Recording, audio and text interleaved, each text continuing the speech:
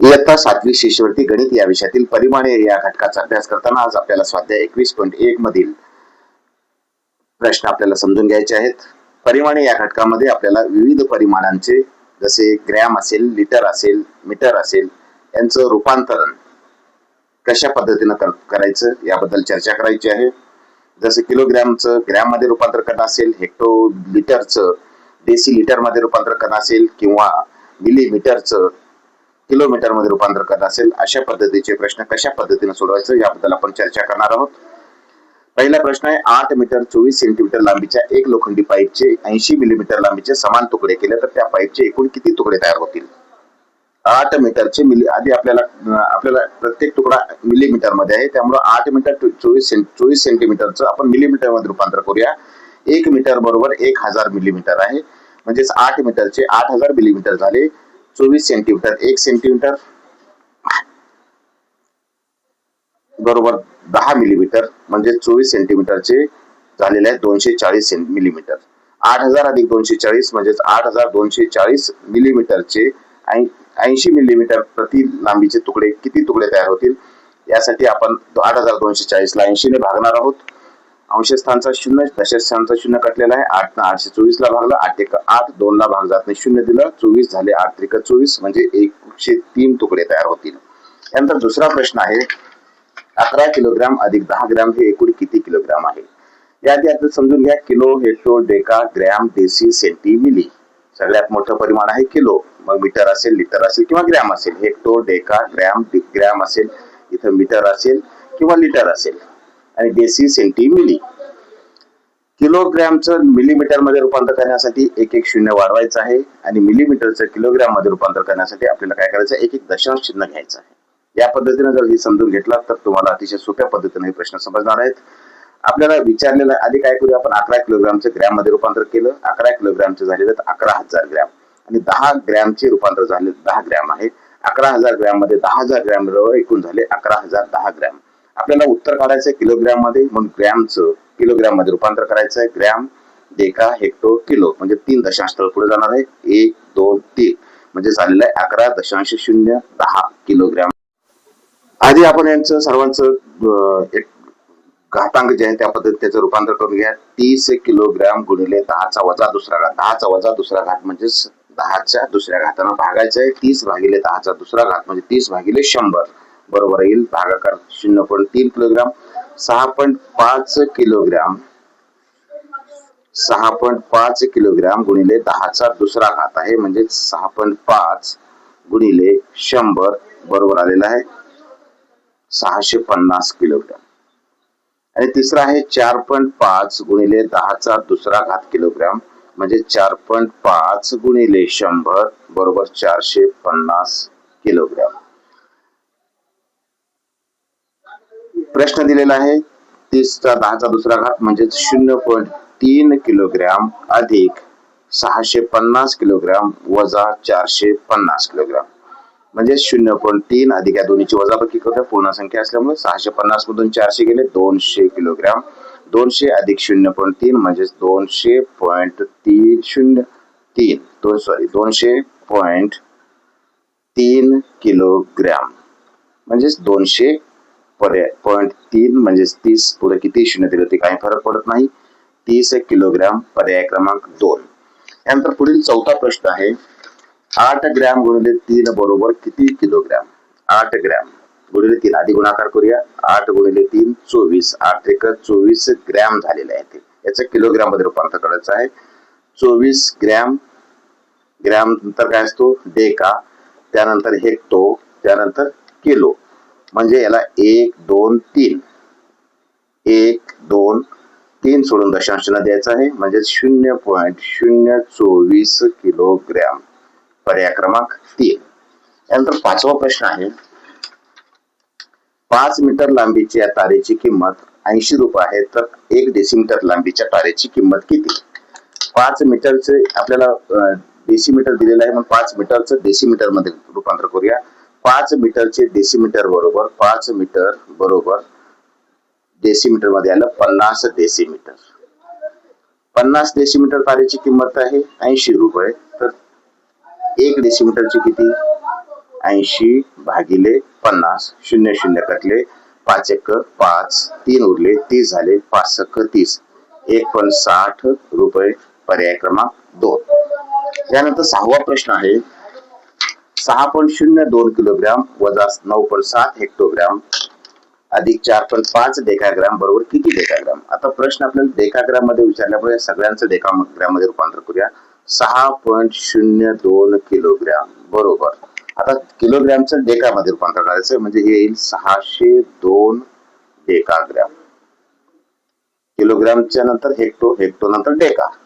त्यानंतर 9.7 हेक्टोग्राम आहे, 9.7 हेक्टोग्राम आहे, त्याचं रूपांतर होईल 97 डेकाग्राम आणि 4 पण दिलेला आहे 4.5 डेकाग्राम. म्हणजे सर्वांचे एकक आता समान आलेलं आहे. आता यानंतर दिलेले जे काही बेरीज वजाबाकी जे काही दिलेलं आहे ते करूया आपण. म्हणजेच इथे येईल 602 वजा 97 अधिक 4.5. 602 वजा 97 अधिक 4.5 या दोन्हीची वजाबाकी करूया. 12 मधून 60 गेले, 5 उरले, हातचा 1 आला, 9 1 10 झाले, 10 मधून 10 गेले, 0 उरले, हातचा 1 आला, 6 मधून 1 गेले, 5, 505 अधिक 4.5. पुन्हा या दोन्हीची बेरीज करायची आहे. 0.5 ला 0.5, 4 आणि 5 9, 0 5, 509.5 डेकाग्राम. याचं उत्तर असेल पर्याय क्रमांक 3. त्यानंतर 7वा प्रश्न आहे 7,58,237 सेंटीग्राम बरोबर किती हेक्टोग्राम. 7,58,237 हे सेंटीग्राम आहे. सेंटीग्राम, सेंटी, त्यानंतर काय असणार आहे डेसी, डेसी नंतर ग्रॅम, ग्रॅम नंतर डेका आणि हेक्टो. म्हणजे आपल्याला 1 2 3 4 5 5 घर डावीकडे जायचं आहे. 1 2 3 4 5 म्हणजे 7,58,237 हेक्टोग्राम. हा जो क्रम आहे हा क्रम लक्षात ठेवणं फार महत्वाचं आहे. हा क्रम जर लक्षात ठेवलं आणि रूपांतर करताना दशांश चिन्ह कुठे घ्यायचं आहे, डावीकडे कधी जाणार आहे.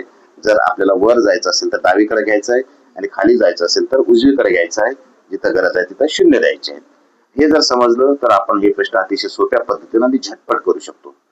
पर्याय क्रमांक याचा असेल 4. त्यानंतर 8वा प्रश्न आहे 50 मिलीलिटर गुणिले 40 बरोबर किती हेक्टोलिटर. 50 मिलीलिटर गुणिले 40 याचा आधी सरळ गुणाकार करूया. 50 गुणिले 40 बरोबर 2000 मिलीलिटर आलेला आहे.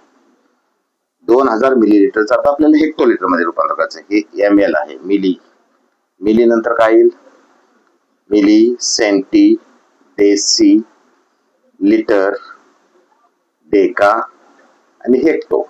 आपल्याला हेक्टो पर्यंत करायचं आहे. म्हणजे दशांश चिन्ह आता आपल्याला वर जायचं असल्यामुळे दशांश चिन्ह डावीकडे जाणार आहे. किती घर 1 2 3 4 5 6 म्हणजे 2000, 1 2 3 4 5 आणि हा 6 म्हणजे इथं येईल उत्तर 1 2 3 4, 1 2 3 4 5, 1 milli, centi, deci, litre, deca, hecto म्हणजे हे उत्तर येईल 0.02 हेक्टोलिटर. पर्याय क्रमांक 3. त्यानंतर पुढील प्रश्न आहे 3 किलोग्रॅम व 15 ग्रॅम यांचे गुणोत्तर किती. आपण यादीच्या गुणोत्तर आणि प्रमाणे हा पाठ पाहताना आपण पाहिलेला आहे की ज्यावेळेस त्यांचं गुणोत्तर काढायचं असतं त्यावेळेस त्यांचं एकक समान करायचं आणि एकक समान करताना मोठा जो एकक आहे त्याला लहान एककामध्ये रूपांतर करायचं. म्हणजे किलोग्राम आणि ग्रॅम यामध्ये किलोग्राम जास्त आहे म्हणून किलोग्रामचा आधी ग्रॅम मध्ये रूपांतर करूया. 3 किलोग्राम बरोबर येईल 1 किलोग्राम म्हणजे 1000 ग्रॅम माहित आहे आपल्याला. म्हणजे 3 किलोग्रामचे झाले 3000 ग्रॅम आणि त्याचं गुणोत्तर काढायचं आपल्याला 15 ग्रॅमशी. म्हणजे 3000 भागिले 15, 15 1 15, 15 2 30, 0 0 म्हणजे 200/1 म्हणजेच 200/1. पर्याय क्रमांक 3 असल्याचं उत्तर. त्यानंतर 10वा प्रश्न आहे 0.5 किलोग्राम 0.5 किलोग्राम अधिक 50 डेकाग्राम अधिक 5000 डेसिग्राम अधिक 5 लाख मिलीग्राम बरोबर किती ग्रॅम. या सगळ्यांची बेरीज करायची आपल्याला, पण त्याआधी आपल्याला उत्तर ग्रॅम मध्ये विचारल्यामुळे आपण सगळ्यांचं ग्रॅम मध्ये एकदा रूपांतर करून घेऊया. 0.5 किलोग्रॅम बरोबर किती येईल? 500 ग्रॅम. 50 डेकाग्रॅम इथे एकदा लिहून घ्या वाटल्यास. किलोग्रॅम, हेक्टो, त्यानंतर काय येईल? डेका, त्यानंतर ग्रॅम, डेसी, सेंटी आणि त्यानंतर सगळ्यात खाली मिली. हा क्रम लक्षात ठेवा, हा क्रम समजून घ्या. आपल्याला किलोग्रॅमचं ग्रॅम मध्ये रूपांतर करायचं होतं, म्हणजे 1 2 0 वाढले 500 ग्रॅम झालेलं आहे. 0.5 आहे, 1 2 3 म्हणजेच इथं 500 झालेलं आहे. 50 डेकाग्रॅम, 50 डेकाग्रॅमचं आपल्याला ग्रॅम मध्ये रूपांतर करायचं आहे, तर किती येईल? 500 ग्रॅम येईल. 50 1 0 पुढे वाढणार आहे, 500 ग्रॅम येईल. त्यानंतर 5000 डेसीग्रॅमचं, आता 5000 डेसीग्रॅमचं वर जायचं म्हणजे इथं काय होणार आहे? 0 कमी होणार आहे, म्हणजेच 5000 डेसीग्रॅम बरोबर होणार आहे 1 0 कमी होऊन 500 ग्रॅम. आणि 5 लाख मिलीग्रॅम, मिलीग्रॅम याचं रूपांतर करायचं आपल्याला. 1 2 3 1 2 3 म्हणजेच याचं सुद्धा येईल 500 ग्रॅम. आणि या सर्वांची बेरीज करायची आहे. 500 500 500 500 म्हणजे एकूण येईल 2000 ग्रॅम. याचं उत्तर आहे पर्याय क्रमांक 3 मध्ये. त्यानंतर पुढील 11वा प्रश्न आहे. एका नळातून दर सेकंदाला 25 ml पाणी वाहून जात असल्यास 2.5 तासात किती लिटर पाणी वाहून जाईल? एका नळातून दर सेकंदाला 25 मिली पाणी जातो. 1 सेकंदाला किती जातो? 1 सेकंदाला 25 ml, 1 सेकंदाला 25 मिली जातो. आणि आपल्याला काढायचं 2.5 तासातील. 1 सेकंदाला 25 तर 60 सेकंदाला किती? 60 सेकंदाला 25 गुणिले 60 म्हणजे 1500 ml. 60 सेकंद म्हणजे 1 मिनिट. 1 मिनिटाला 1500 ml म्हणजेच याचं लिटर मध्ये रूपांतर केलं तर किती आलं? 1.5 लिटर, 1.5 लिटर पाणी एका मिनिटाला जातो. असे 2.5 तास करायचे. आता 2.5 तास 2.5 तास म्हणजे मिनिट किती झाले? एका तासाचे 60 मिनिट आणि 2.5 तासाचे किती झाले बघ? 2.5 गुणिले 60 बरोबर 150 मिनिट झालेले. 150 मिनिट. आता एका मिनिटाला 1.5 लिटर आहे, तर 150 मिनिटाला किती? म्हणून वाया जाणारे पाणी काय असेल? 150 गुणिले 1.5 15 15 225 0 हा पॉइंट घेतला म्हणजेच 225 लिटर पाणी वाया जाणार आहे पर्याय क्रमांक 2 मध्ये. त्यानंतर पुढील 12वा प्रश्न आहे. 7.5 चौरस मीटर, 7.5 चौरस मीटर बरोबर किती चौरस सेंटीमीटर? आता 1 चौरस मीटर बरोबर किती सेंटीमीटर? तर 1 चौरस मीटर बरोबर असेल 10,000 सेंटीमीटर, कारण 1 मीटर म्हणजे 100 सेंटीमीटर. 1 चौरस मीटर म्हणजे 1 गुणिले 1 मीटर गुणिले 1 मीटर म्हणजेच 1 स्क्वेअर मीटर आलं. 1 मीटरचं रूपांतर झालं 100 सेंटीमीटर गुणिले 1 मीटरचं 100 सेंटीमीटर म्हणजेच हे येईल 10,000 स्क्वेअर सेंटीमीटर. आपल्याला 7.5 चौरस मीटरचं चौरस सेंटीमीटर रूपांतर करायचं आहे, तर इथे येईल 7.5 गुणिले 10,000 स्क्वेअर सेंटीमीटर बरोबर या सगळ्यांचा गुणाकार आलेला आहे 75 × 75 1 2 3 75,000 स्क्वेअर सेंटीमीटर पर्याय क्रमांक 2 मध्ये दिलेला आहे. त्यानंतर पुढील 13वा प्रश्न आहे. 2306 ग्रॅम, 2306 ग्रॅमचे खालीलपैकी कोणते रूपांतर बरोबर आहे? तर आता 2306 याचं हेक्टोग्रॅम मध्ये जर रूपांतर केलं आपण, ग्रॅम बरोबर हेक्टोग्रॅम मध्ये रूपांतर करायचं म्हणलं आपल्याला 2306 ग्रॅमचं हेक्टोग्रॅम मध्ये रूपांतर करण्यासाठी आपल्याला हेक्टो इथं ग्रॅमचं चिन्ह आहे, तर त्यानंतर येईल डेसी, डेका आणि हेक्टो म्हणजे हे 23.06 हेक्टोग्रॅम. इथं पहिलाच पर्याय बरोबर आलेला आहे, पर्याय क्रमांक 1 याचं उत्तर असणार आहे. त्यानंतर पुढील 14वा प्रश्न आहे. 5.34 लिटर बरोबर किती? पर्यायातील कोणतं पर्याय बरोबर आहे? 5,005.304 लिटर म्हणजेच 5 याचा आधी आपण काय करूया दशांश चिन्हामध्ये रूपांतर करूया 5.304 म्हणजेच असणार आहे 25 आणि 3 23/4 म्हणजेच 4 पंचे 20 4 7 28 4 पंचे 20 5.75 लिटर म्हणजेच 5.304 लिटर म्हणजे 5.75 लिटर आलेलं आहे. आता इथे पर्यायांचं जर निरीक्षण केलं तर पहिलंच आहे ग्रॅम जे उत्तर असू शकणार नाही लिटरचं ग्रॅम मध्ये कन्वर्ट होणार नाही.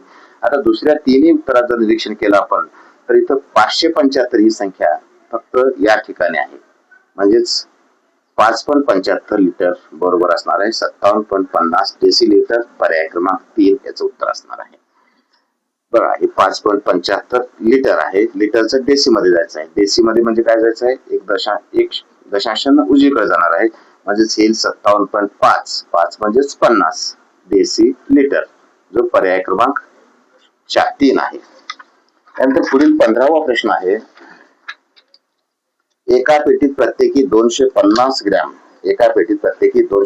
ग्रॅम वजनाच्या 12 आणि 30 ग्रॅम वजनाच्या 8 वस्तू आहेत तर त्या सर्व वस्तू आणि पेटी यांचे वजन 8 किलो 400 ग्राम भरतं तर पेटीचे वजन किती. आता पहिल्या वस्तूचं वजन काढूया आपण 250 ग्रॅम वजनाच्या एकूण वस्तू किती आहेत 12 250 ग्रॅम वजनाच्या वस्तू नुसते 12 12 0 0 12 पंचे 60 ला 0 हातचे 6 12 2 24 7 6 30 3000 ग्रॅम म्हणजेच 3 किलो. त्यानंतर दुसरी वस्तू जी आहे त्या वस्तूचे वजन आहे 300 ग्रॅम आणि एकूण आहेत त्या 8 वस्तू म्हणजे 8 त्रिक 24 2400 ग्रॅम म्हणजेच 2.400 केजी. आता पेटीचं वजन किती आहे या दोन्हीचं एकूण वजन किती झालेलं आहे दोन्हीचं हे 3 आणि 2 5400 ग्रॅम इतकं वजन या दोन्हीचं झालेलं आहे आणि एकूण वजन किती आहे 8 किलो 400 ग्रॅम म्हणजेच 8400 ग्रॅम हे एकूण वजन आहे. त्यापैकी आतील साहित्याचं वजन आहे 5400 ग्रॅम. या साहित्याचं वजन जर वजा केलं तर निव्वळ पेटीचं आपल्याला वजन मिळेल 8400 मधून 5400 गेलं तर 3000 ग्रॅम उरलेलं आहे. 3000 ग्रॅम म्हणजेच 3000 ग्रॅम म्हणजेच 3 किलो जे पर्याय क्रमांक 2 मध्ये उत्तर दिलेलं आहे. त्यानंतर 16वा प्रश्न आहे 10 ग्रॅम सोन्याची किंमत 21,300 असल्यास 7 ग्रॅम 500 मिली ग्रॅम सोन्याची किंमत किती. 10 ग्रॅमची आहे 21,300 7 ग्रॅम 500 म्हणजे किती झाले हे 7.5 ग्रॅमची किती तर 7.5 गुणिले 21,300 भागिले